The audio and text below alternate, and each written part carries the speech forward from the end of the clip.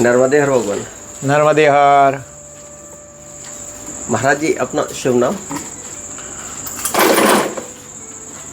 मेरा शरीर की नाम है, वास्तविकता मेरा नाम तो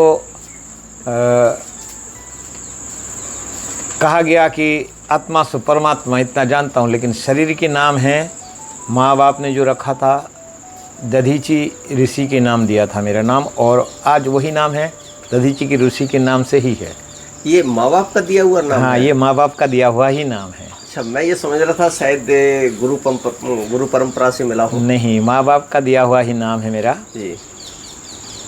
और तो भगवान ये दधीच ऋषि क्यों लगाया गया? दधीची ऋषि महान एक संत हो गए हैं पहले। जी जी। और उनकी त्याग और तपस्या इस जगत को जानते हैं। जी। पहले भगवान शिव के आशीर्वाद से वृतासुर नाम की जो राक्षस था, जी, तीनों लोगों को त्राहिमाम कर रहा था। उसका मृत्यु का जो आशीर्वाद मिला था इस तरह का कि वो कोई भी धातु से निर्मित वस्तु से कोई उनको मार नहीं सकता था। जी। जिसका बल स्वरूप वो पूरे सारे देवी देवताओं को भी वो त्रास कर रहा था। तो ये सारे देवता लोगों ने, वो भी शुद्ध पुरुष हो जी, तपस्वी हो जी, और निष्कलंक हो, ऐसे कोई महात्मा हो, तो देवताओं ने देखा कि एक थे इधर पृथ्वी लोक में दधीची ऋषि, तो उनके पास आए और उनसे प्रार्थना किया। तो उन्होंने स्वतः अपने शरीर को त्याग दे के गाय से चटवा के उनकी जो मेरुदंड की जो हड्डी है, जी, उस हड्डी से उनका बना वज्र इंद्र की, जी, और जो शिव का धनुष है वो भी उनकी हड्डी से बना हुआ है। ऐसे बहुत सारे वृतांत है। जी। तो वो त्यागी हैं, तपस्वी हैं। तो वही ना महाराज जी, थोड़ा सा बीच में क्षमा चाहेंगे, बीच में हाँ हाँ नहीं हाँ थोड़ा सा प्रश्न ये है कि पिनाक जो है महात्मा दधीच की हड्डियों से बना हुआ था, और वज्र भी जो इंद्र को दिया गया था, और एक और कोई 3 इस तरीके से अस्त्र बनाए गए थे। हाँ। अस्त्र। तो दधीच जी का शरीर कितना विशाल था, जो मतलब पिनाक जो तीसरे मतलब उसके 3 खंड किए गए, जिसमें एक पिनाक इतना भारी था जिसको उठाने के लिए 10,000 हाथियों को की आवश्यकता पड़ती थी। तो इस पर थोड़ा सा भगवान। हमारा युग बारंबार परिवर्तित हुआ है कि प्रत्येक युग में कहीं ना कहीं मंत्र युग भी था उस समय में। जी। अच्छा। मंत्र युग भी रहा, तंत्र युग भी रहा। जी। तो मंत्र युग में जो हम देखते हैं वो होता नहीं है, जो आपको दिखेगा लेकिन होता नहीं। जी। तो जो धनुष की बात हम करते हैं, तो महादेव की धनुष है। तो महादेव के पास जो हथियार होगा वो कितना मंत्र शक्ति से सुदृढ़ होगा। जी। आज की डेट में भी है, कलयुग में भी है, बहुत सारे मंत्र हैं। जी। बहुत नहीं, यानी कि ये भारतीय संस्कृति वेद जो है ना, मंत्र का एक ये पूरा प्योर साइंस है। लोग इस तरह निचोड़ पहुंच नहीं पाते हैं, तो उनको मज़ा नहीं आता उस विषय को जानने में। तो ये जो विज्ञान है, इस विज्ञान आप आज की डेट में कोई छोटे भी मंत्र करेंगे या किसी भी मंदिर में अगर आह्वान किसी को करते हैं, तो आपके शरीर में इतनी आ जाएगा कि मैं शायद 2 कुंटल का वजन ढोया हो, ऐसे महसूस होगा। अच्छा। तो उस समय में तो ऐसे एटमॉस्फेयर था, मंत्र युग था। तो हड्डी है तो हड्डी को एक टुकड़ा क्यों ना हो, एक अंश ले गया होगा उनका, एक अंश ले गए। वहीं से मंत्र जगत में उन्होंने धनुष का हथियार का, जैसे एक कुश, हम महाभारत को देखते हैं तो अश्वत्थामा क्या बड़े हथियार था क्या? ब्रह्मास्त्र का भी किसी ने देखा? एक तो एक कुश लेके उठा के मंत्र शक्ति के विधान से ब्रह्मास्त्र बना देते ना। तो शिव धनुष आप प्रैक्टिकली देखोगे वर्तमान स्थिति हम देखते सूक्ष्म जगत को अगर जानना चाहे कोई तो हमारा शरीर में 72,000 नाड़ियाँ हैं, योग कहते हैं पतंजलि योग के हिसाब। तो 72,000 नाड़ियाँ आज की साइंस अगर हमारा शरीर वो काटे और 72,000 नाड़ियों को ढूंढेगा तो क्या मिलेगा? क्या नहीं मिलेगा ना। नहीं, उस सूक्ष्म जगत की आस्था है। तो ऐसे ही उससे तो भगवान साइंस भी मान चुकी है कि 72,000 नाड़ियाँ हैं शरीर के अंदर। नहीं, आज की साइंस नहीं मानता है। 72,000 नाड़ियाँ खोजेगा तो मिलेगा नहीं, वो तो सूक्ष्म शरीर के पार्ट है ना। अच्छा, सूक्ष्म शरीर का पार्ट है वो। स्थूल शरीर में ढूंढेंगे तो नसें तो मिलेंगे, 72,000 कहाँ ढूंढेंगे? थोड़ी सी भगवान कल जो चर्चा हमारी आपकी हुई थी स्टार्टिंग में, मैं उस विषय पे थोड़ी सी चर्चा करना चाहता हूँ कि मनुष्य जीवन जो मुझे मिला है क्या करने के लिए मिला है? मनुष्य जन्म मिला है, परमात्मा यानी आपको ईश्वर ने उनकी जो बनाया हुआ विधान है, जो सृष्टि उन्होंने जो बना रखा है, उस सृष्टि का सहयोगकर्ता के लिए आपका निर्माण इस पृथ्वी लोक में आपको दूध बना के भेजा गया। आप यहाँ प्रकृति का सहयोगकर्ता बनेंगे और ईश्वर की प्रचार करेंगे। यानी पॉजिटिव एनर्जी आप लोगों को, एक वातावरण आपको पॉजिटिव बनाना होगा, जिस पॉजिटिव वातावरण से हर एक व्यक्ति इस पृथ्वी में आत्मा सो परमात्मा बन सकते, जो जीवात्मा है परमात्मा बन सके। यहाँ आने के बाद जो आपने कर्म उन्होंने उत्पन्न किया है, जन्म वशिष्ठ मुनि की बात करते हैं, राम जी के गुरु, उन्हीं की बात करते हैं। तो वशिष्ठ जी राम जी को कहते हैं कि हे राम जी, आपकी इतने बार जन्म हो चुका है कि आपका हड्डी को मैं अगर इकट्ठा कर दूं तो हिमालय पहाड़ बन जाइए। योग वशिष्ठ में स्पष्ट लिखा है। अच्छा जी। हाँ, तो वशिष्ठ मुनि राम जी को कहते हैं आपका इतने बार अवतरित हो चुका है कि आपका हड्डी को इकट्ठा कर दिए तो हिमालय पहाड़ बन जाए।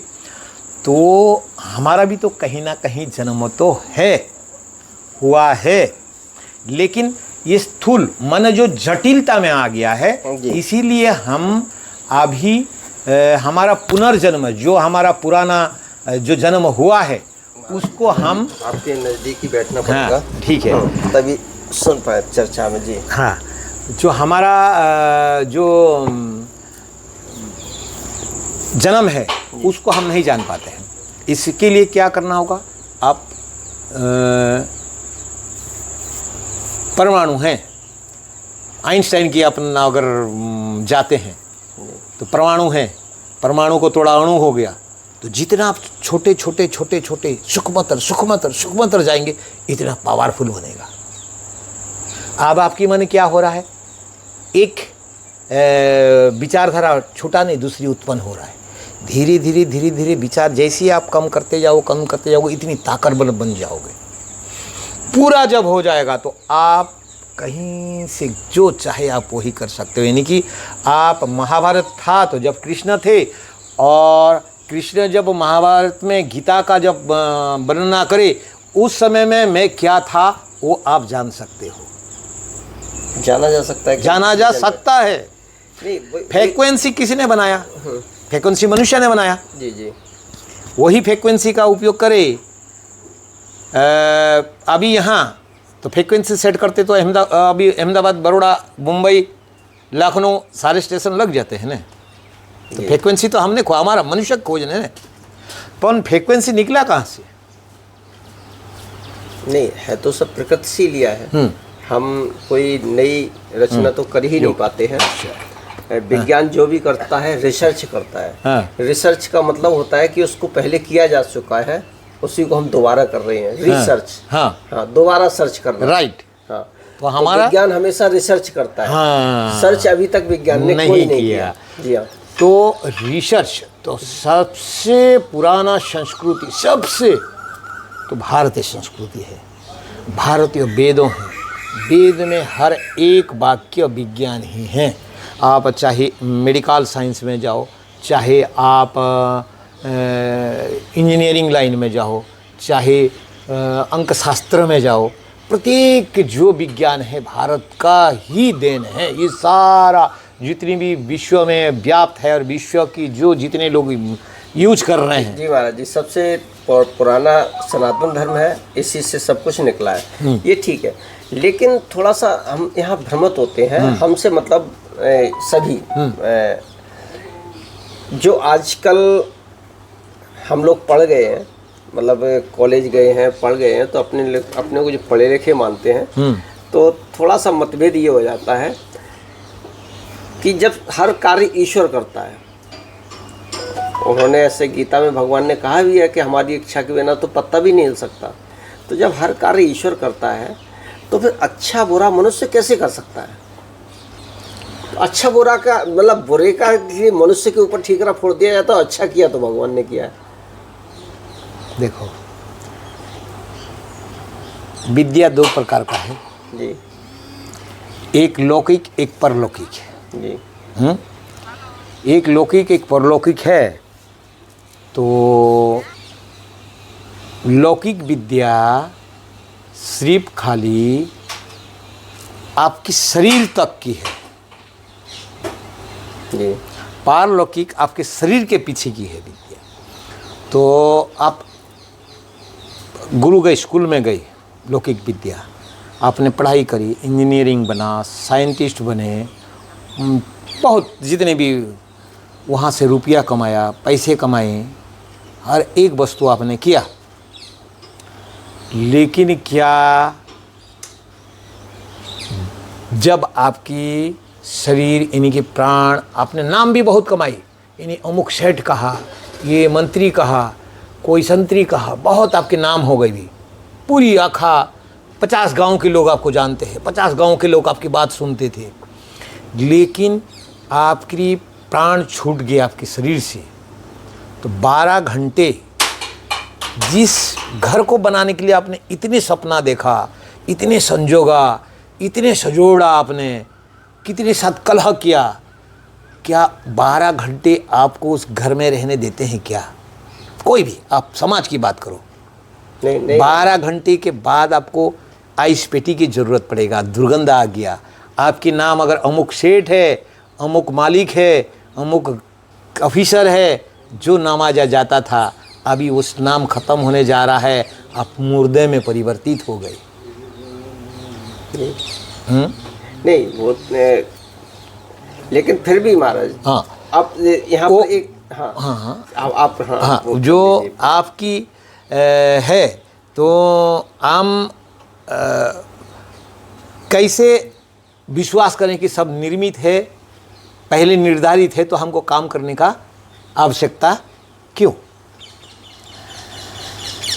या करने की क्या आवश्यकता है? यही था ना। नहीं, हम कैसे कर सकते हैं? हम तो कुछ करते ही नहीं है। हाँ, सब प्रभु करता है।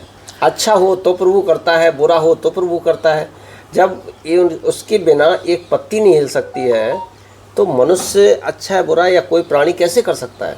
देखिए, अच्छाई है तो ईश्वर कर रहा है।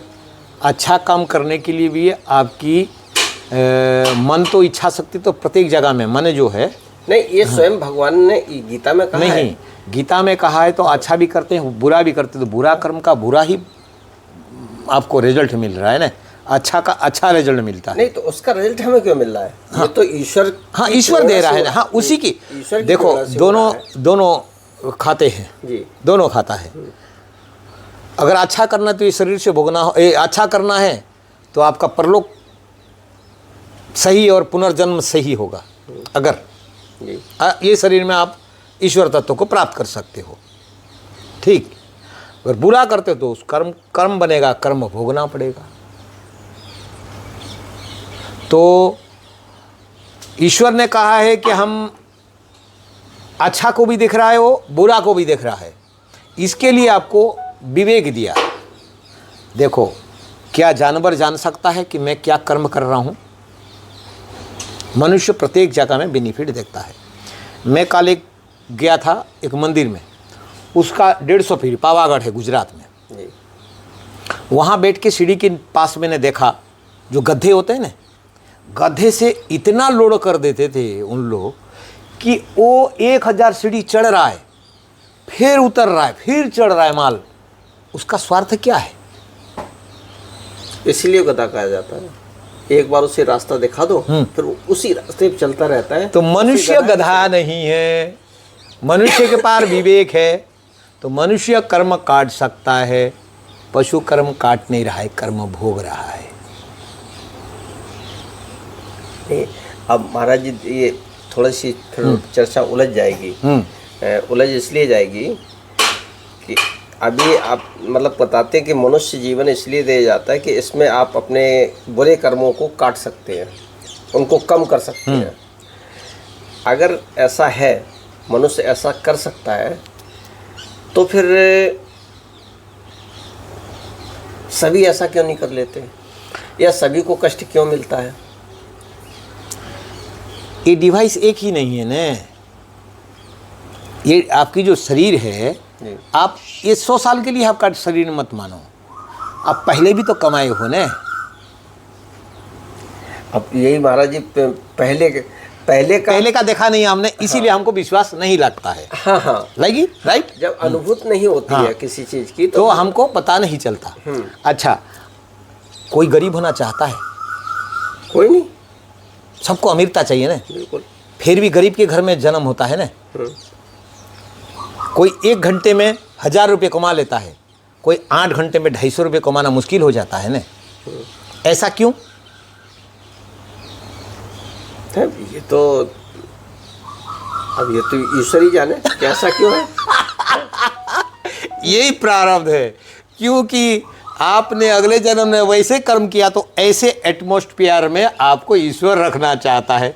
आपने अच्छे कर्म किया है तो अच्छे एटमॉस्फेयर में आपको रखना चाहता है। चर्चा तो फिर वहीं आ गई। हाँ, कि जब व्यक्ति कुछ कर नहीं सकता तो अच्छे बुरे कर्म कैसे कर लेता है? चर्चा तो वहीं आ जाती है। नहीं, व्यक्ति कर नहीं सकता है ऐसे नहीं है, व्यक्ति ही तो कर रहा है। नहीं, कैसे कर सकता है? देखो उसके अंदर पावर ही नहीं कुछ करने का। अच्छा, 2 प्रकार की है। जब परमात्मा ने आपको विवेक, मन, बुद्धि, चित्त, अहंकार, बुद्धि दिया। मनुष्य एक ही मात्र प्राणी ने क्या करना चाहिए क्या नहीं करना चाहिए उसका विवेक है, ठीक है। तो मनुष्य मन और इंद्रिया के साथ एकाकार होकर इच्छा शक्ति को प्रबल करता है। अभी माने अगर मनुष्य की बात करता हूँ, इंद्रियां प्रबल है, चर्मचक्षु प्रबल है जी। जो पशु है उसकी संसार उत्पत्ति, उसका वंश बढ़ाने के लिए पशु कितने बार करता है क्रिया, उसकी शारीरिक सुख कितना लेता है? केवल वंश बढ़ाने के लिए करता है, ठीक है। हाँ, शारीरिक। लेकिन मनुष्य उसकी इंद्रियां शारीरिक सुख के लिए वो क्या करता है? उसको सदैव लालायित होता है। तो ईश्वर क्या बोलता है? ईश्वर ने तो उसको भी दिया इंद्रियां संसार उत्पन्न के लिए, आपको दिया इंद्रियां संसार उत्पन्न के लिए, लेकिन आपका विवेक और इच्छा शक्ति इतना प्रबल हो जाता है कि कहीं भी अगर कोई स्त्री आता है तो आप उसका सौंदर्य के प्रति इतने आकर्षित हो जाते हैं, इसकी स्तन के प्रति इतना आकर्षित हो जाते हैं आप कि आपको दिखाई नहीं देता। तो अच्छे कर्म है कि बुरा कर्म है?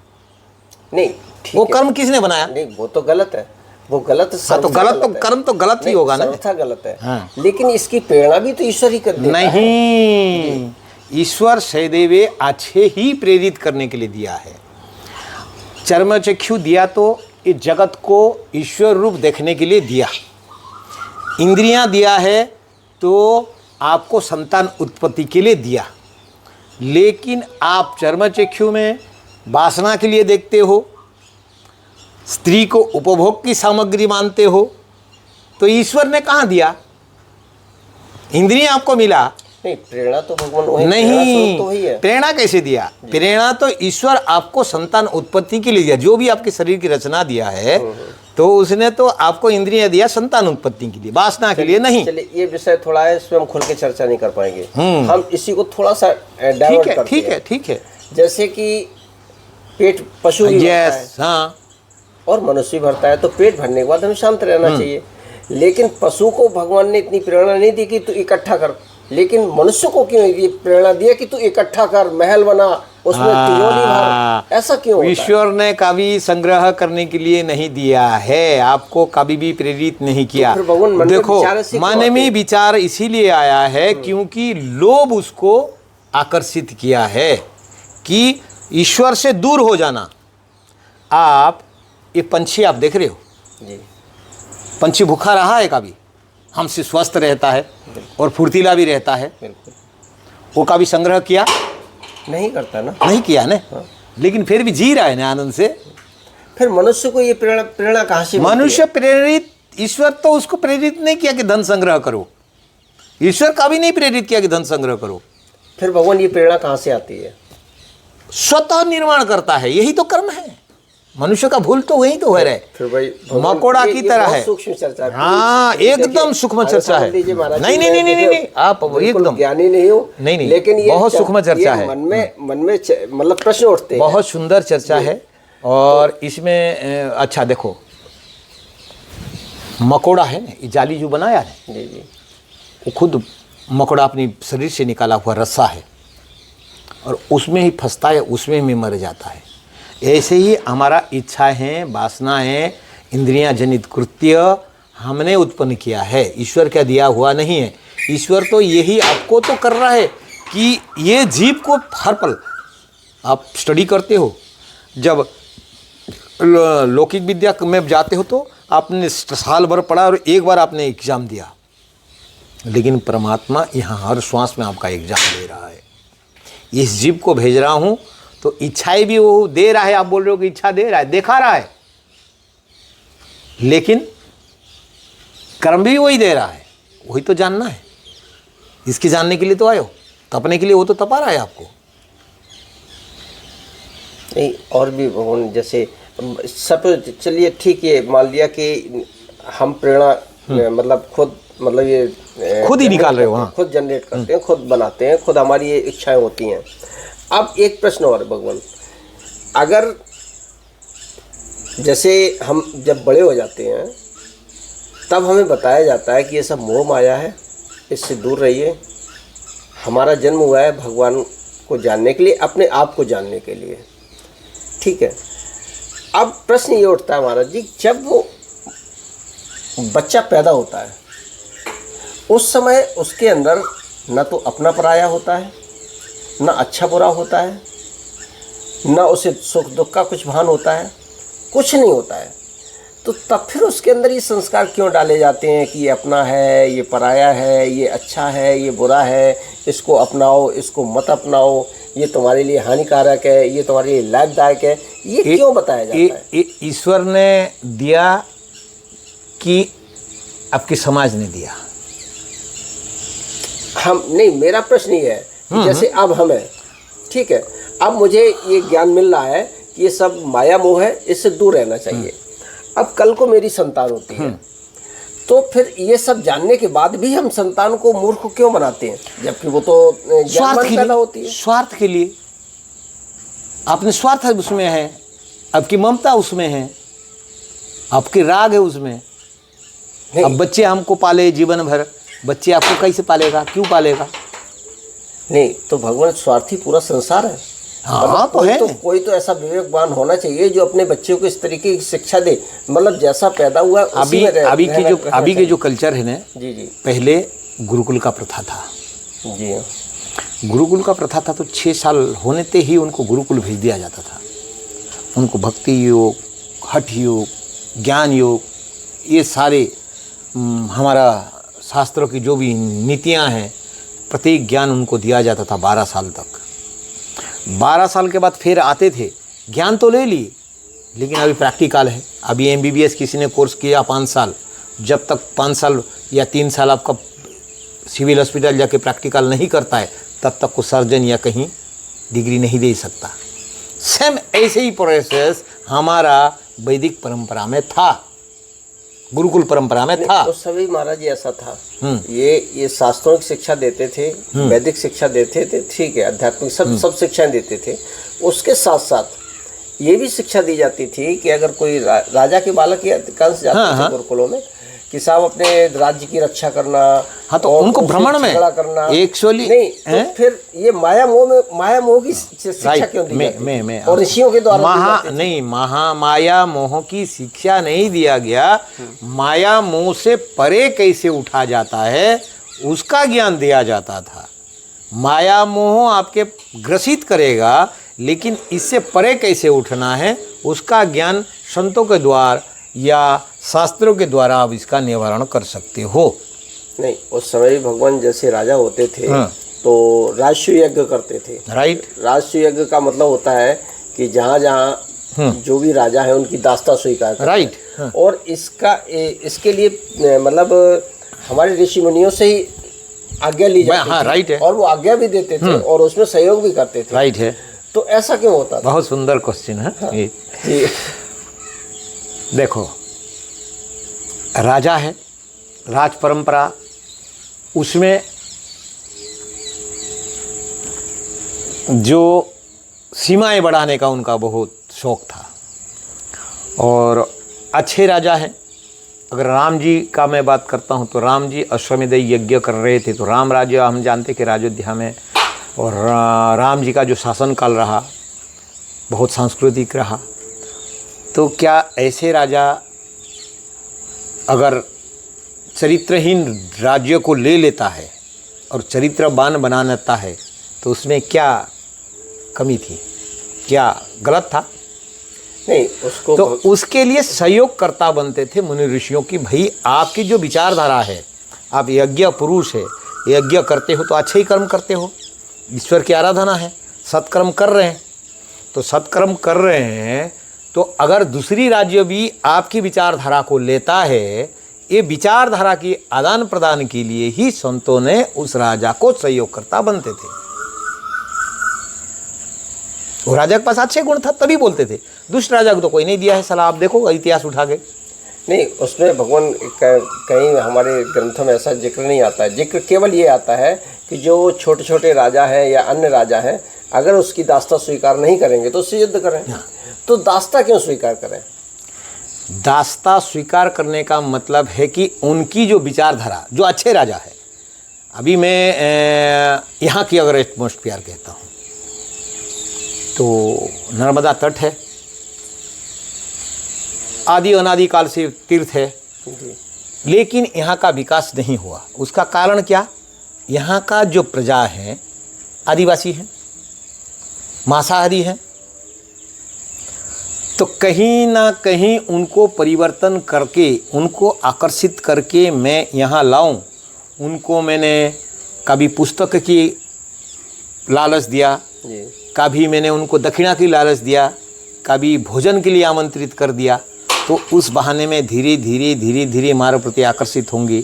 शास्त्र का चर्चा किया, थोड़ा स्वातिक ज्ञान दिया, तो धीरे धीरे उन लोगों ने परिवर्तन होते हैं। तो उसमें हमारा क्या स्वार्थ है? नहीं, आपका तो आप संत हैं और संत वैसे ही संतों, हाँ, वैसे ही अच्छे लोग जो थे कि हमारा दासत्व तुम्हें स्वीकार करो, तो उनकी विचारधारा अच्छा नहीं होगा। हाँ, क्रूर राजा भी इसका उपयोग किया है जी। हाँ, वही क्रूर राजा भी इसी का, ये जो है वास्तविक, इसमें दो प्रकार का माहौल ही हुआ है। मैं ये नहीं बोल रहा हूँ कि सब राजा ही अच्छे राजा थे, ऐसे नहीं। कुछ क्रूर लोगों ने भी अपनी बल की ताकत से, बल के प्रयोग करके कुछ लोगों को इस तरह का, लेकिन वो आप देखोगे सत्य लंबा समय तक टिकता है। वैसे लोगों का अगर देखते हो शासनकाल तो कुछ समय होगा, 8-10 साल में विनाश हो गए होंगे। पूरी प्रैक्टिकली आप देखोगे, जहाँ तक इस पृथ्वी लोक में जो मेरे मानना है, जो भी आसुरिक प्रवृत्ति करते हैं उनका विनाश सुनिश्चित है। उन लोग ज़्यादा समय तक टिकेंगे नहीं। अगर एक बात पे खाली जाता हूँ, ये सब्जेक्ट नहीं है, लेकिन एक बात मुझे याद आया इसीलिए बोल रहा हूँ। मनुष्य है वेजिटेरियन, पक्का है। तो तो हम कैसे जानेंगे कि मांसाहारी प्राणी, प्रत्येक मांसाहारी प्राणी को देखा जाए तो उसकी 4 दांत बड़े हैं और जीभ से पानी पीता है। जी।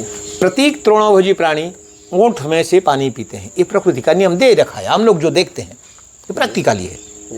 लेकिन जीभ के स्वाद के लिए मनुष्य मांसाहारी के लिए लालच होता है।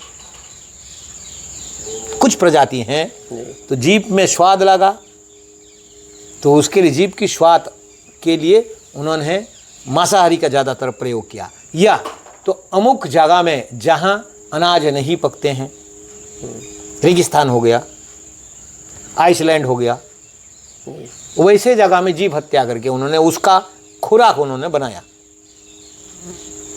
वास्तविक मनुष्य तृणभोजी है। तो ऐसे ही राजाओं ने भी, कई सारे राजा हैं, तो जो अच्छे विचारधारा पहुंचाना चाहिए उस अच्छे विचारधारा की वजह आसुरिक प्रवृत्तियाँ, लोगों को प्रताड़ना करना, उनको मारना एक शौकीन था। ऐसे बहुत सारी किंवदंती और अपने इतिहास में, अपने शास्त्रों में बहुत सारे उदाहरण आता है कि कुछ लोगों को जीभ को लालन पालन करना, उनको खाना देना, पानी पिलाना बहुत अच्छा लगता है। कुछ लोगों को उसको जहर देना, उसका खून नोचना, उसको कष्ट पहुंचाना आनंद देता है। जो प्रकृति का सहयोगकर्ता बना उसने लालन पालन किया, उसने खुराक खिलाया। जो प्रकृति का उपयोगकर्ता बना वो उसको प्रताड़ित किया, क्योंकि प्रकृति में हस्तक्षेप कर रहा है। फिर भगवान चर्चा वहीं आ जाती है लौट की, ये प्रेरणा कौन देता है? मतलब जीव के साथ दुर्व्यवहार करना और एक उसका पालन पोषण करता है, तो ये प्रेरणा कौन देता है? आप ये ईश्वर ने आपको सत्कर्म के लिए ही प्रेरित किया। जो भी कार्य आप मन से कर रहे हो ये ईश्वर का कार्य नहीं है। जहाँ मन और अहंकार जुड़ जाता है वहाँ आपका कर्म बनता है। मन, अहंकार, ये 2 वस्तु आपका जहाँ सॉफ्टवेयर ज्वाइंट हुआ वो आपके सॉफ्टवेयर ये आपका एंटीवायरस बना, वायरस बन गया। और इस दोनों को काटने के लिए ध्यान और भजन और ये सारे का स्वात्विक विचारधारा जो करने हैं वो एंटीवायरस है। वायरस घुसने मत दो। तो नहीं, तो ये क्या प्रभु के हाथ में नहीं है चीज़ें? प्रभु के हाथ में है, लेकिन प्रभु क्यों रोकेगा आपको? क्यों रोकेगा आपको? हम उसकी संतान नहीं है। आप उसके संतान हो, लेकिन आपको अच्छे कर्म के लिए भेजा है। आप गलत कर्म तो आप करोगे तो फिर वही नहीं रोकेगा। तो भगवान वही देता है ना प्रेरणा। वो क्यों दे रहा है आपको? बुरा गलत काम करने के लिए क्यों देगा? जैसे भगवान कृष्ण ने अर्जुन को प्रेरणा दी थी, तो भगवान कृष्ण ने अर्जुन को प्रेरणा दी थी। ऐसे हर प्राणी को क्यों नहीं देता? तो निमित्त बना तभी ने। हर प्राणी को प्रेरित कर रहा है आपको अच्छे कर्म करने के लिए। किसने कहा नहीं कर रहा है? आपको सदैव आपके साथ में है। बुरा कर्म का भी साक्षी है और अच्छे कर्म की भी वो साक्षी है। लेकिन बुरा करोगे तो बुरा ही पाओगे, अच्छे करोगे तो अच्छा ही पाओगे। ईश्वर सदैव आपके साथ में है, वो कहीं गया नहीं है। वो दृष्टा में सबको आपको देख ही रहा है। ईश्वर की सेवा आप कुछ कर भी नहीं सकते, ये बात फाइनल है। लेकिन अच्छे करोगे तो अच्छे फल प्राप्त होगा, बुरा करोगे तो दुर्गति होगा। देखो एक को यहाँ रोकते हैं, उधर बैठते हैं हम लोग। हाँ, इधर अंधेरा हो रहा है। हाँ, क्लियर नहीं आएगा पिक्चर।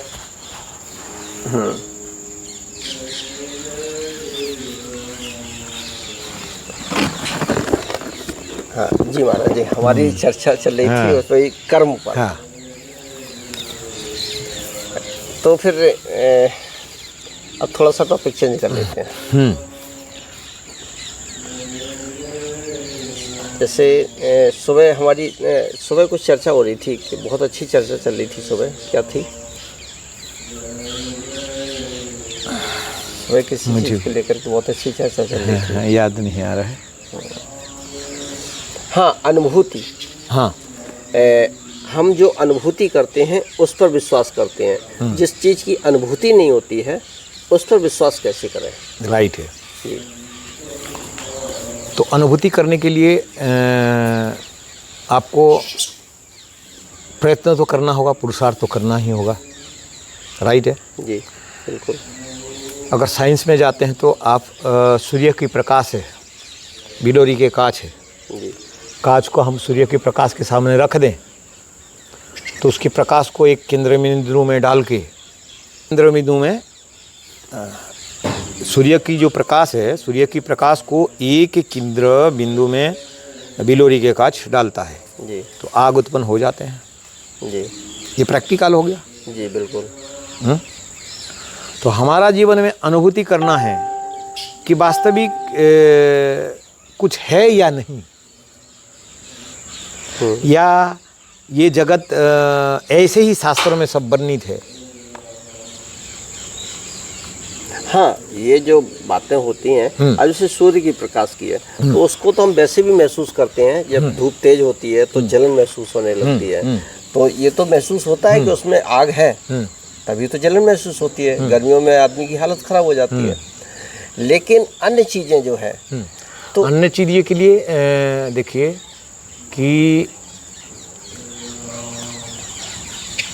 आप जितनी भी जगत है ना, वही प्राण शक्ति का खेल है। प्राण शक्ति क्या है? हमने सूर्य के ऊर्जा प्रकाश को देखा तो गर्म उष्णता दे रहा है ना, तो वही हमारा शरीर के अंदर भी प्राण शक्ति है, मेरे अंदर भी है, आपके अंदर भी है, प्रत्येक जगह में है। तो हमने उस प्राण शक्ति का लिया कहाँ से? प्रकृति से तो लिया प्राण शक्ति। ऑक्सीजन ले रहे, श्वास ले रहे हैं, सब कुछ उसी का दिया हुआ है। सब कुछ इसी का दिया हुआ है, जी जी, प्रकृति का देन है। तो प्राण शक्ति सदैव हमारा उत्पन्न हो रहा है, लेकिन प्राण शक्ति हमारा खर्चा कहाँ हो रहा है वो हमको जानना होगा।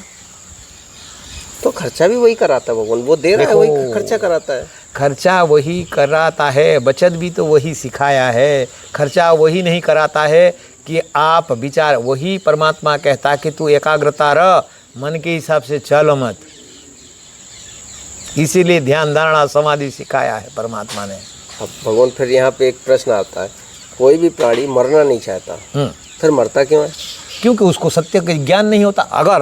अगर मरना नहीं, ये जीवन मरण ये भी प्रभु के हाथ में है, तो सब चीज प्रभु के ही हाथ में है। देखो, यही आपकी भावनाएं, अच्छा है सब कुछ भावना है, तो क्या परमात्मा ने आपको बीमार होना परमात्मा को पसंद होगा? नहीं, प्राणी को पसंद नहीं होगा, लेकिन वो होता है बीमार। हाँ, क्यों होता है? ये भी सब प्रभु करता है। प्रभु कैसे करेगा? कहा तो यही जाता है भगवान, नहीं, हर चीज कहा नहीं, इसको तो जानो।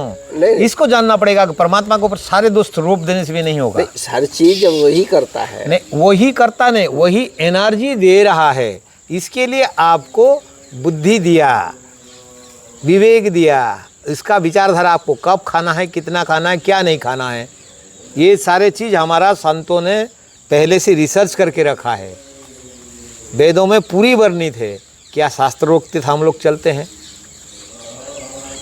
जो भी शास्त्र में लिखा है, अगर पुराना जाते हैं, ये जनरेशन नया नहीं, तो पुराना शास्त्र के हम जो वेद की बात करते हैं, तो खाने पीने का जो अपनी अथर्ववेद में है, आयुर्वेदिक की जितनी भी वर्णना है, तो वो तो संतों ने भले दृष्टा भाव से उसका वर्णना किया, लेकिन ईश्वर प्रेरित है ना, उन्होंने देखा है ना। मैंने ऐसे संतों को भी देखा जो शास्त्र ऑटोमेटिक अपने शरीर से पैदा होता था, अपनी शरीर, उन लोग पढ़े नहीं लिखे नहीं थे, लेकिन शास्त्र का ज्ञान था। चलिए महाराज जी, ये चर्चा हम यहीं स्टॉप करते हैं। अब थोड़ी सी चर्चा करते हैं अपने ग्रंथों के बारे में। हाँ, देखिए, अन्यथा मत लीजिए महाराज जी, ना मैंने कोई ग्रंथ पढ़े हैं, नहीं कोई नहीं, और ना ही शास्त्र में देखिए, केवल आप लोगों के मुखारविंद से सुना है। देखिए, हाँ, शास्त्र पूछिएगा, कोई श्लोक ब्लोक ऐसे सब नहीं, लेकिन वो हमें खुद नहीं आते, हम क्या जो मुझे अंदर से प्रेरित होगा वही मैं बोलूँगा। नहीं, बिल्कुल। हम मतलब ये जानना चाह रहे हैं, जैसे हम किसी भी पुराण को पढ़ते हैं, तो हर पुराण में पहले तो अपनी अपनी महत्ता कही गई है। अगर हम ब्रह्मा पुराण को पढ़ते हैं तो उसमें ब्रह्मा जी की ही महत्ता है, शिव पुराण को पढ़ते हैं तो भगवान शिव की ही महत्ता है, उसके अलावा कुछ नहीं है। विष्णु पुराण को पढ़ते हैं तो विष्णु भगवान के अलावा कोई नहीं है। पहले तो ये महत्ता ऐसी इतनी भिन्नता क्यों है? जब सब ही सुपर है तो फिर एक सुपर का भी सुपर पावर कौन है? सुपर का सुपर पावर आप है। नहीं, हम तो नहीं हो सकते। हाँ? नहीं, हम तो नहीं हो सकते। कैसे नहीं हो सकती? हाँ। भगवान विष्णु को चक्रधारी है। जी बिल्कुल हैं? हम्म। ब्रह्मा विष्णु को लात किसने मारा? वो भृगु ने मारा। वो भृगु ने, हाँ। मनुष्य था कि नहीं? बिल्कुल ऋषि थे। तो आप ऋषि नहीं बन सकते। दूसरी चर्चा थोड़ी सी अलग हट रही। मेरे कहने का मतलब ये था कि हाँ चलो अब इसी पे आते हैं कि भृगु ने फिर ऐसा क्यों किया। और हमारे ग्रंथों में यही रहता है कि वो राक्षस था, उसका वध करने के लिए उसका अवतार हुआ, फिर उसका वध करने के लिए उसका अवतार हुआ। तो भगवान जब हमारे ग्रंथों में भी यही है, मारना मारना, लड़ना झगड़ना और फिर पूजा पाठ करना, तो वही हम सब कर रहे हैं। तो हम लोग क्या गलत कर रहे हैं? गलत आप कैसे?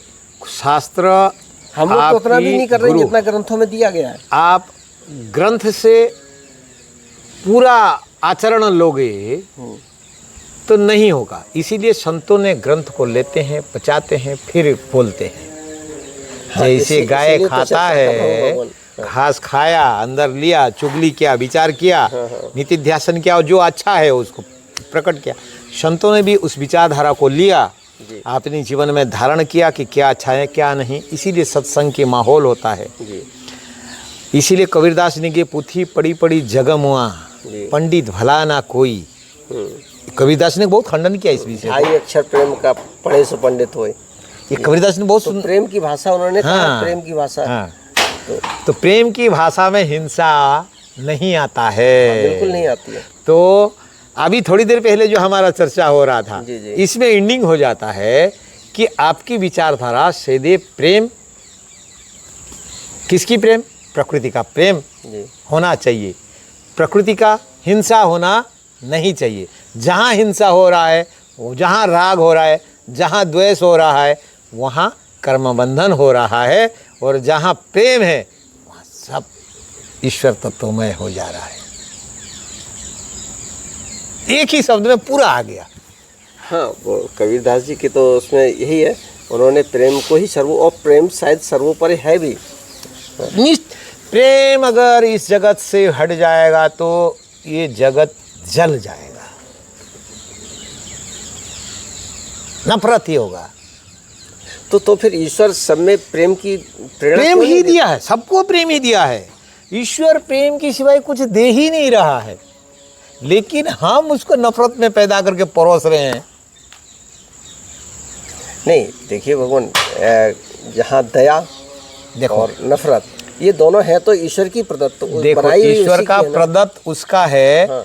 तो आप को खाने के लिए फल दिया, अच्छे मीठा फल, तो धतूरा का भी फल है, फल तो जामुन का, आम का भी फल है। तो आम का ही खाते हो, धतूरा को क्यों छोड़ देते हो? गुलाब ही तोड़ते हो, उसके कांटे में क्यों नहीं तोड़ते? विचार करने का है नहीं। तो फिर ये दोनों चीजें बनाई क्यों? उनकी क्या आवश्यकता पड़ी? जैसे अमृत है, अमृत ठीक है, जहर क्यों बनाया? जबकि जहर से पानी का नुकसान होता है। मेरा ऐसे मत है कि परमात्मा एक उसकी जो संविधान चला रहा है, कलेक्टर बनाना है, कलेक्टर किसी को बनाना है तो उसके आसपास में कर्मचारी चाहिए ना, क्लर्क चाहिए, पियन चाहिए, गेटकीपर चाहिए, पोस्टमैन चाहिए। वो कौन बनेगा? सब अगर आईपीएस बनेंगे तो सब अगर, तो कांटे तो लगाएगा, हुक तो लगाएगा ना कहीं आपको। उस हुक से परे से ये तो भगवान वही बात हो गई कि छोटा बच्चा है कोई, हाँ ठीक है, उसको हमने छोड़ दिया और उसके आगे हमने ब्लेड भी रख दिए और फूल भी रख दिए। हाँ। तो बच्चा तो जानते ही नहीं, वो बच्चा ब्लेड नहीं उठाएगा तो हाथ कटेगा उसका। नहीं, बच्चे, छोटे बच्चे को हमने ब्लेड और फूल दिया, तो अगर वो ब्लेड पकड़ेगा तो हाथ कटेगा उसका, तो उसमें नादानी हमारी है ना। नहीं, इसके लिए तो जब तक है कुकर्म कर ही रहा है ना, जीव कीड़े मकोड़ी तरह उत्पन्न हो रहे हैं। भगवान ये तो भी कहा नहीं गीता में कि मनुष्य न सहस्त्र, आप यहाँ कीड़े मकोड़ी की तरह उत्पन्न तो हो ही रहे हैं, लेकिन ईश्वर की तरफ चलने वाला, सत्कर्म में चलने वाला कितना? बात वही है कि सत्कर्म और बुरे कर्म ये दोनों ईश्वर, जैसे बच्चे का हमने उदाहरण दिया कि बच्चे के सामने रखे तो हम ही ने हैं दोनों चीज़ें। हाँ, तो मुझे मालूम है कि ब्लेड से बच्चा कट जाएगा, तो ब्लेड नहीं रखना चाहिए, फूल ही रखना चाहिए, जिससे वो खेलता रहेगा। वो अगर नहीं रखता जी, तो आप कैसे कंट्रोल करोगे? आप कैसे कंट्रोल करेगा वो आपको एग्जाम कैसे लेगा? आपको तपाएगा कैसे? आपको खाली मिठाई तो डायबिटीज़ तो होने ही वाले हैं ना, आपको करेला भी तो बनाएगा ना वो डायबिटीज़ के निदान के लिए। जैसे भगवान देखिए, एक थोड़ा सा जानवर है कोई, जानवर खूब घास चरता है, राइट, ठीक है। तो घास चरते समय वो कोई ऐसी घास नहीं खाता जो उसे नुकसान करे, बराबर, बिल्कुल छोड़ देता है वो, बराबर। तो जब प्रेरणा जानवर को भगवान ने दी है, तो मनुष्य को भी दिया है, मनुष्य को भी दिया है, मनुष्य तो सबसे ज्यादा दिया है। नहीं तो फिर मनुष्य ऐसा क्यों करता है? मनुष्य मन से अंध हो गया, वो एक्चुअली सत्य का ज्ञान नहीं, ईश्वर से परे है। जो कुछ है मैं हूँ, मेरे सिवाय कुछ है ही नहीं, जो कुछ करता है मैं ही कर रहा हूँ, मेरे सिवा कोई हो ही नहीं रहा है। इस तरह का जो माहौल क्रिएट किया है मनुष्य, इसमें फंस रहा है। मनुष्य कभी ये नहीं सोचता है कि श्वास भी ईश्वर की तत्व के सिवाय वो श्वास भी अंदर नहीं ले सकता है, लेकिन वो मैं मनुष्य हूँ, उसको गाढ़ रहस्य बन गया कि मैं मनुष्य हूँ। इसका मतलब मनुष्य में कुछ करने की क्षमता है, बहुत कुछ है। मनुष्य, everything is the possible, nothing is impossible. मनुष्य के लिए प्रत्येक कार्य संभव है। मनुष्य भगवान को जन्म देने का कैपेसिटी है। हमारा अगर पहले जाते हैं, ये तो भगवान की मर्जी के ऊपर होता है। नहीं, मर्जी कैसे? 12 अवतार। अच्छा, मैं अगर साधना नहीं करूं, 12 अवतार में कौन सा मनुष्य था भगवान? कौन सा? 12 अवतार हुआ था जो, हाँ, 12 का अवतार लिया था, या मत्स्य अवतार लिया था भगवान ने, तो उनका स्थिति, मनुष्य कहाँ था? उसमें स्थिति, काल, परिवेश के हिसाब से उन्होंने वो निर्णय लेके इस तरह का रूप लिया। ये तो उनका खुद का निर्णय रहता है कि मुझे किस योनि में जाना है, किस योनि में जाना है, आपकी प्रारब्ध बोलता है। लेकिन भगवान की जो अवतरित बात आप करते हो कि ये अवतार उन्होंने लिया, लेकिन स्थिति, काल, परिवेश, उस समय का स्थिति क्या था और किस रूप लेने से मैं इस पृथ्वी लोक को बचा सकूं, उसी हिसाब से उन्होंने निर्णय लेके उसी रूप को उन्होंने धारण किया। नहीं तो मनुष्य के अंदर भी ऐसे ही आता है। मनुष्य को ये गर्व नहीं करना चाहिए कि मैंने भगवान को उत्पन्न किया, या मनुष्य के योनि में भगवान ने, जिसने इस तरह का भाव होगा, जिसको इस तरह का भाव होगा, वो पैदा ही नहीं कर सकता, वो जान ही नहीं पाया है कुछ भी। जिसको भारतीय संस्कृति का ज्ञान या ईश्वरीय ज्ञान कि मुझे बहुत कुछ हो गया है, या मैं सारे सर्वशास्त्र का ज्ञाता हूँ, जिसने बोला उसने समझ लो 1% भी कुछ नहीं जाना। ये तो अहंकार किसी को नहीं पालना चाहिए। ये पता ही नहीं होता है उसको, है ही नहीं। उदाहरण रावण है। हाँ, सबसे बड़ा उदाहरण रावण है। रावण जितना विद्वान न तो कभी हुआ और न कभी होगा। देखो, रावण के अलावा कोई ना, रावण की एक बात करता हूँ मैं, और ना होगा। एक कथा, बहुत बढ़िया कथा मेरे को याद आया। हाँ बताइए महाराज जी। हनुमान जी गए, रावण को देखा, फिर आ गए, तो सबके सामने बोले कि नहीं, या रावण का 10 सर है, 20 आँख है, फिर भी रावण अंधा है। तो अंगद जाता है, अंगद सही ढंग से रावण को ऐसे ऐसे देखता है, ताकता रहता है, इधर से देखता है, पीछे से देखता है, ऐसे अंगद देखता है। तो रावण बोलता है, मूर्ख, ऐसे क्या देख रहा है तू बानर? बोले मैं कोई कुछ नया खोज कर रहा हूँ। बोले क्या? बोले हमारा हनुमान जी आए थे तो देख के गए कि रावण का 10 सर है, 20 आँख है, फिर भी अंधा है। लेकिन मैं देख रहा हूँ आपका 2-2 कान है, इसलिए 20 कान भी है, तो आप तो भैरा भी हो। उन्होंने एक अंगद, एक हाँ। और अच्छे की हाँ। लगा दी। तो रावण बोलता है यहीं से हटा के फेंक दूंगा मैं तुमको। अंगद बोलता है तू क्या फेंकेगा, ले। बोलता है राम नाम का नाम लेके उसके पैर गाड़ देता है। पैर उठा के देखा, देखो ब्राह्मण एक, शास्त्र का ज्ञाता, वीर, उस समय में उसकी अहंकार इतने अंधा कर दिया कि मेरे दुश्मन की दूत है, और भरी सभा में उस दूत का पैर कैसे पकड़ूं, सोचने जैसा। लेकिन फिर भी वो पैर पकड़ के उठाने की कोशिश किया और हार भी गया और बेइज्जत भी हुआ। तो अहंकार कैसे अंधा करता है मनुष्य को, कैसे भ्रमित करता है।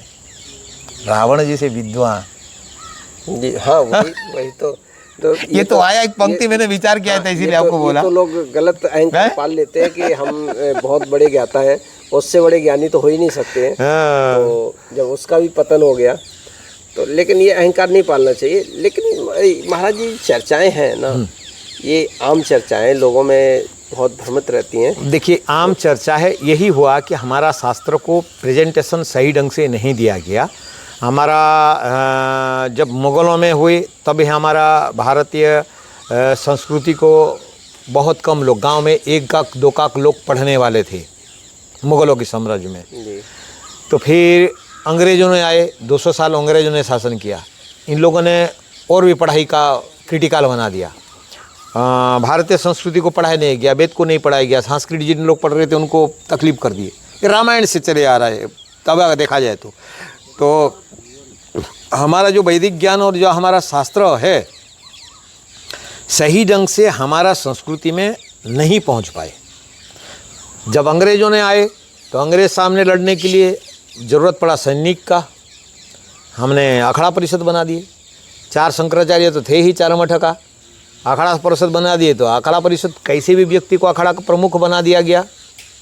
आध्यात्मिकता से प्राय कम लोग हैं जो आध्यात्मिकता की ज्ञानी थे, नहीं तो भले कोई सुनता है उसको बुरा लगे तो मुझे कोई प्रॉब्लम नहीं है, लेकिन ज़्यादातर भ्रष्ट तो अखाड़ों ने किया है। महाराज मेरा प्रश्न अलग है। मैं इस आपके माध्यम से मतलब हमारी ऑडियंस को या नहीं, शास्त्रों का ज्ञान नहीं पहुंचा, इसीलिए हमारा जो गुरु परंपरा रहा ना, हम इसमें थोड़ी सी ये कमी मानते हैं या भूल। हाँ, भूल हमारे संत समाज से हुई है। एकदम संत समाज से ही हुआ है। शंकराचार्य कैसी कि जैसे कि अभी हमने एक पुस्तक ली और उस पुस्तक को पूरा ज्ञान नहीं लिया, 2 श्लोक उसके पढ़ लिए और अपने आप को बहुत ज्ञानी समझने लगे। सही है। और मैंने अपनी एक पुस्तक लिख दी, बराबर से बराबर, एकदम पुस्तक में से केवल 2 श्लोकों का ज्ञान किया और उसके आधार पे हमने अपनी पुस्तक लिख दी और सारे अपने विचार रख दिए और वो मार्केट में चली गई। सही। अब लोग पढ़ रहे हैं, जैसे कोई जिज्ञासु तो हर व्यक्ति है, तो टाइटल तो बहुत अच्छा होता है। अब उन्होंने वो पुस्तक पढ़ी, अब उन्होंने जब पढ़ा तो उन्होंने कहा नहीं गभगवान ऐसे नहीं, ऐसे है, देखो इस पुस्तक में अच्छा लिखा है, क्योंकि उनके मत की बात हो गई, तो उन्हें अच्छा लगने लगा। आपकी विचारधारा सहमत हूँ आपकी विचारधारा। हमारी धर्म सभा में या धर्म के रक्षक जो है, जिन्हें हम संत समाज, राइट एकदम सही, उन्होंने इस चीज का विरोध क्यों नहीं किया? क्योंकि जिनको हमने पद में बैठाया उनको ही शास्त्र का ज्ञान नहीं, आध्यात्मिकता ज्ञान नहीं, योग का विषय में उन्होंने अभ्यास किया नहीं, आराम से दान की पैसा आया, खाए पिए मौज के पड़े रहे, गंजा फूके।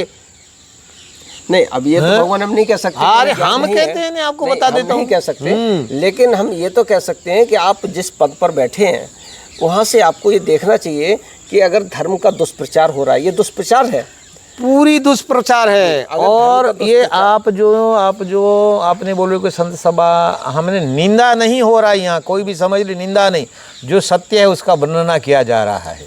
नहीं, निंदा नहीं महाराज। आज जो मैंने जो प्रश्न किए हैं, ये प्रश्न भी ऐसे ही दुष्प्रचारों की उत्पत्ति है। राइट है। ऐसे हम जब ग्रंथों को पढ़ते हैं तो हमारे मन में फिर इसी तरीके के प्रश्न आते हैं कि जब सब कुछ करने वाला भगवान है तो फिर हम अच्छा बुरा कैसे कर सकते हैं, क्योंकि हमने अपने ग्रंथों को पढ़ा ही नहीं। राइट। उनमें उसका भी निदान दिया गया है। हमने कह दिया कि सब सब जायज़ है, सब करते हैं, वो करते थे तो हम भी कर रहे हैं। नहीं नहीं नहीं नहीं। तो केवल आज जो मतभेद उत्पन्न हो रहे हैं हमारे समाज में, हमारी इस धर्म में, सनातन धर्म में, उसका कारण सिर्फ यही है कि हमने थोड़ा सा ज्ञान लिया और उस ज्ञान को लेकर के हमने अपना एक समुदाय अलग बना लिया, अपने चाहने वाले अलग बना दिए, अपनी पुस्तकें मार्केट में दे दी, दुकान खुल अपना गया, प्रवचन करने लगे। विभिन्न प्रकार का दुकान खुल गया। वास्तविक ज्ञान ठीक है, जो होना चाहिए वो नहीं है। दुकान बड़े बड़े खुल गई और वो दुकान में भी भेदभाव हो गया बहुत। ये मेरा कस्टमर ना ले ले, ये हमारा कस्टमर ना ले ले, इस तरह का जो विधान हो गया। और सीमित रह गए कि हम संत समाज, इसमें संत समाज जो है ये वस्त्रधारी होना चाहिए, ये तिलकधारी होना चाहिए, ये संप्रदाय होना चाहिए, संप्रदाय में बांट दिया गया। इसमें बहुत सारे हानि हमारा सनातन धर्म को हुआ है। जब तक मैं तो बोल रहा हूँ कि आपने अगर 4 प्रस्थ है तो उस 4 प्रस्थ का ज्ञान को क्यों नहीं बताया गया कि आप शादी नहीं करोगे तो ही, ब्रह्मचारी रहोगे तो ही आप संन्यास हो सकते हो। दूसरी भगवान, अब हम देखिए ज्ञानी नहीं है, लेकिन जो महसूस करते हैं वो अब आपके माध्यम से थोड़ा बोलना चाह रहे हैं। जैसे हमने देखा है कि हम ग्रस्त से संत जीवन में हाँ। तो सब त्यागना है, लेकिन हम त्यागते कहाँ, उसको त्यागते हैं और नया धारण कर लेते हैं। देखिए, नई प्रथा में आ जाते हैं। ये थोड़ी हम ओम नमो नारायण बोलेंगे तो हम सीताराम नहीं बोल सकते, हम सीताराम बोलेंगे तो हम हर हर महादेव नहीं बोल सकते। ये तो ये क्या है? भ्रमित कर दिया है लोगों ने। और त्याग की बात करते हैं तो त्याग किसका करना चाहिए? त्याग का अर्थ क्या है? ये तो भगवान गूढ़ प्रश्न हो गया। गूढ़ प्रश्न ही आप देखो। त्याग की मतलब है, बहुत सारे लोग हैं कि हमने ये त्याग दिया, एक त्याग दिया। त्याग किसका करना चाहिए? जो वास्तविक त्यागना चाहिए तो त्यागा नहीं। प्रत्येक वस्तु को आप मन से त्यागो ने, शरीर से त्यागने का क्या मतलब है? तो मन से तो कुछ नहीं त्यागते ना। मन से कोई त्यागा नहीं। शरीर से आप बोल रहे हो कि नहीं मैंने इतने, शरीर से भी नहीं त्यागते महाराज जी, शरीर से भी नहीं त्यागते। नहीं, मैं बता रहा हूँ त्याग का मतलब, त्याग किसको कहा गया? आप उस तरह का रहो ना, भगवान श्री राम की तरह रहो, आप भगवान महाराज जनक की तरह रहो। आप त्यागे तो कुछ नहीं, मन में वासना भरा पड़ा है, हैं? वो भगवान आध्यात्मिक प्रश्न हो गए, वो अलग हो गया। लेकिन मेरे कहने का मतलब ये था कि हम ग्रस्त से संत समाज में जाते हैं, मतलब साहब क्या मुझे बैराग हो गया, मैं संत बनना चाहता हूँ, और वहाँ केवल एक पाबंदी थी और यहाँ 10 पाबंदियों में घिर जाते हैं कि साहब हम इस अखाड़े के हैं, हम ये मानेंगे, हम ये नहीं मानेंगे। यहाँ तक होती है कि आपस में झगड़े भी हो जाते हैं अखाड़ों में। देखो, बैराग भी मन से बैराग लाओ, तन से नहीं। क्षमा चाहेंगे अगर किसी नहीं, को बुरा लगता है तो देखो, प्रत्येक वस्तु है कि बैराग और त्याग मन से होना चाहिए, शरीर से नहीं। त्याग भी करते हैं तो शरीर से त्यागो, मन से त्यागो, शरीर से नहीं। और बैराग भी है तो मन का बैराग लाओ, तन का नहीं। सर्दी हो रहा है, चप्पल नहीं पहनना है, विधान नहीं था तो आप शरीर को कष्ट देना ठीक है, तप है, मानते हैं, तो साधना काल में आप तप कर सकते हो। लेकिन यही कि आप मार्गदर्शक बनो कि मैं ये छोड़ दिया त्याग मेरा। कहाँ छोड़ते हो? हैं? मन से त्यागो ने, मन से त्यागते हो कि मुझे ये नहीं करना है तो ठीक है। नहीं, मैं छोड़ने को भी नहीं कह रहा हूँ, ठीक है, आपने एक वैराग्य लिया, एक, लेकिन यहाँ आकर के आप उनमें मतलब भिन्नताओं में ना रहे। बैराग नहीं छूटा ने, आकर्षण हो गया ना फिर से। भिन्नताओं में नहीं पड़े तो फिर तो ये रह गया कि हम तो शैव हैं, हम वैष्णव हैं, हम फलाने हैं, हम ढिमके। फिर आकर्षण होकर और फंसे उसमें, संप्रदाय में और फंस गए, और फंसे। जिसने सत्य का ज्ञान नहीं होगा, जिसके गुरु में सत्य का ज्ञान नहीं है, वो व्यक्ति इस तरह का फंसेगा ही। हालांकि भगवान संप्रदाय की संरचना भी किसी विद्वान ने ही की होगी, हम निश्चय देखो नहीं है, अच्छा है, लेकिन करें। आज के परिवेश में जब मैं देखता हूँ, ठीक है, हम किसी संप्रदाय में जाते हैं तो ठीक है, हम उस संप्रदाय को मानते हैं, लेकिन हमें फिर ऐसा भी नहीं। मैंने कई बार मुझे मतलब प्रश्न इसलिए आया महाराज जी, जैसे मैं कहीं जाता हूँ, जैसे आपके पास आया तो मैंने आपको नर्मदे हर बोला, आपने बोल दिया नर्मदे हर। बहुत से संत ऐसे हैं नर्मदे हर भी नहीं बोलते, सीताराम बोलो तो सीताराम भी नहीं बोलते। उनके अहंकार के मैं गदिपति हूँ, हाँ, है? ओम नमो उसका अहंकार हो गया कि मैं गदिपति हूँ, ये सामान्य से क्या बात करूंगा। नहीं, ओम नमो नारायण वाले मैं से महंत हूँ, सीताराम बोलो तो मैं सीताराम नहीं बोलते। अंतर्राष्ट्रीय महामंडलेश्वर हूँ मैं। अब ये तो भगवान अपनी अपनी चलिए चर्चा बहुत सर्वे अच्छा भवन्तु सुखिनः सर्वे भवन्तु निरामया वेद की भाषा है। जी। वही एक ही पॉइंट को अगर सब लोग अगर धारण करेंगे तो ये जीव जगत में समानता ही आएगा, कोई भेदभाव रहेगा नहीं। चलिए, आज महाराज जी आपसे काफ़ी चर्चा हुई, अच्छा लगा चर्चा करके। आपकी ये जो जिज्ञासा है और जो आध्यात्मिकता की जो रुचि आपका जो है, बहुत कम लोग होते हैं इस पृथ्वी में जो इस तरह का विचारधारा, और मैं आपको साधुवाद देता हूँ।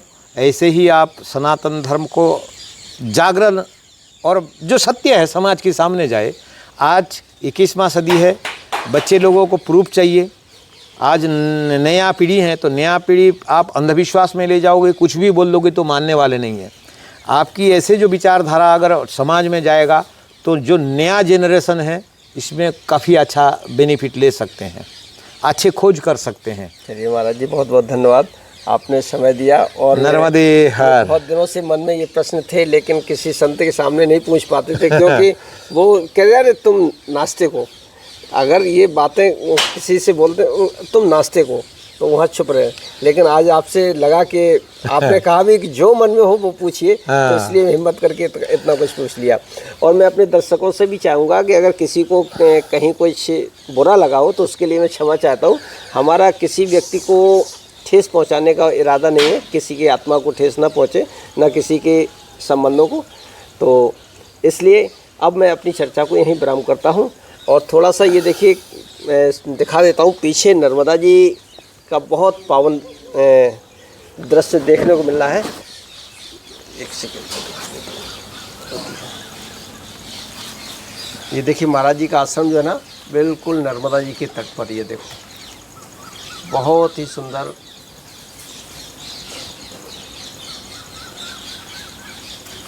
ये देखिए, माई के बहुत सुंदर दर्शन होते हैं। और किसी भी दशा में आश्रम में आप उठेंगे, बैठेंगे, लेटेंगे, हमेशा माई के दर्शन होते रहते हैं।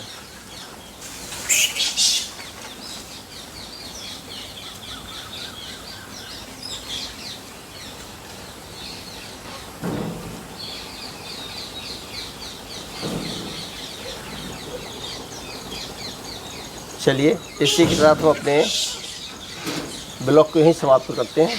देखते रहिए यूट्यूब चैनल एहसास प्रकृति का। नर्मदे हर।